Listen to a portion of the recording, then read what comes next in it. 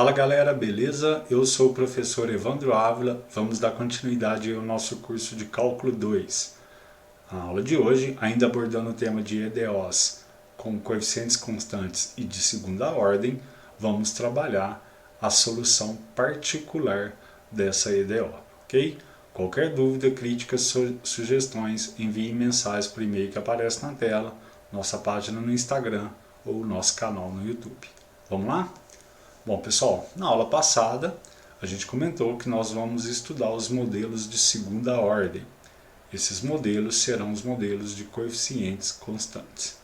A gente viu que a sua solução geral passava por uma combinação linear da solução particular mais a solução da homogênea.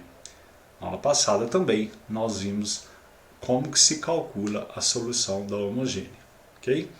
Na aula de hoje, o foco é achar a solução particular, beleza? Então vamos lá. A EDO particular é a EDO que envolve a função g de t. A solução que a gente vai propor, a solução particular proposta, dependerá de quem é a g de t.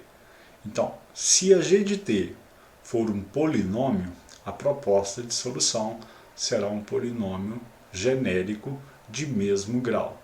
Então, por exemplo, se a gente tiver a g de t um polinômio de grau 3, a proposta será um polinômio genérico de grau 3 também.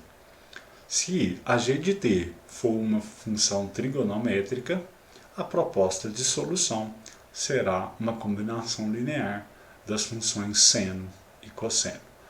Se g de t for uma função exponencial, a proposta de solução também será uma função exponencial. O quarto caso é se a g de t for uma combinação, um produto de duas dessas três funções que nós acabamos de dizer, a proposta também deverá ser o produto genérico de duas dessas três funções. Na aula de hoje, nós vamos ver os três primeiros casos e numa aula futura, em específico, o quarto caso. Beleza? Vamos começar então com a g de t sendo um polinômio, tá bom? Então eu trago esse exemplo.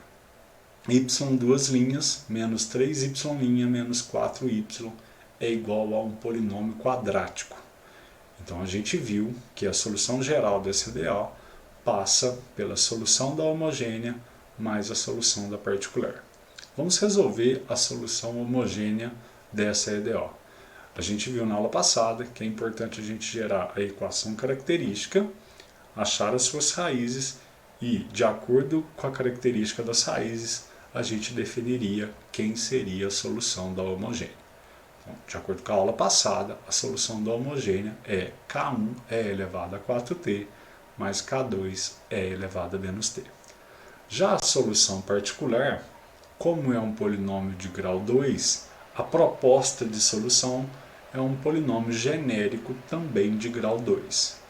Então eu derivo a primeira, derivo pela segunda vez e substituo na minha EDO essa proposta de solução. Feito isso, pessoal, e algumas manipulações algébricas, eu vou fazer uma comparação entre dois polinômios.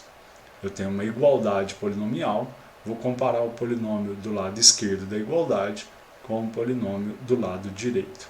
Por isso que esse método é chamado também de método dos coeficientes a determinar, ok? Porque basta a gente achar quem é A, B e C no polinômio proposto. Bom, trabalhando as igualdades, eu chego que A vale menos 1, B igual a 3 meios e C igual a menos 11 oitavos. Portanto, a solução proposta para particular será menos t ao quadrado mais 3 meios de t menos 11 oitavos. Como a solução geral é uma combinação linear da homogênea com a particular, basta eu juntar as duas respostas. Ok? Bom, vamos lá. E se a g de t for uma função trigonométrica do tipo 2 seno de t? Mais uma vez, repara que eu repito a mesma EDO para gerar a mesma solução da homogênea. tá bom? Já que aqui a gente está preocupado mais em trabalhar a solução particular. Então eu só mudei a g de t. A solução da homogênea vai ser a mesma que nós já havíamos calculado, basta olhar para a solução particular. A proposta de solução será A seno de t mais B cosseno de t. Aqui uma coisa muito importante, pessoal. Repare bem, se a g de t é seno de t, a proposta de solução é uma combinação A seno t mais B cosseno t. Se o ângulo da g de t mudar, a solução proposta deve ter esse mesmo ângulo.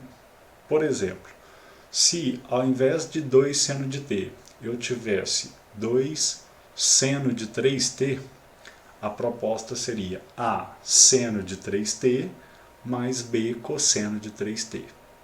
O ângulo inserido na g de t tem que ser o mesmo ângulo da sua solução proposta, ok?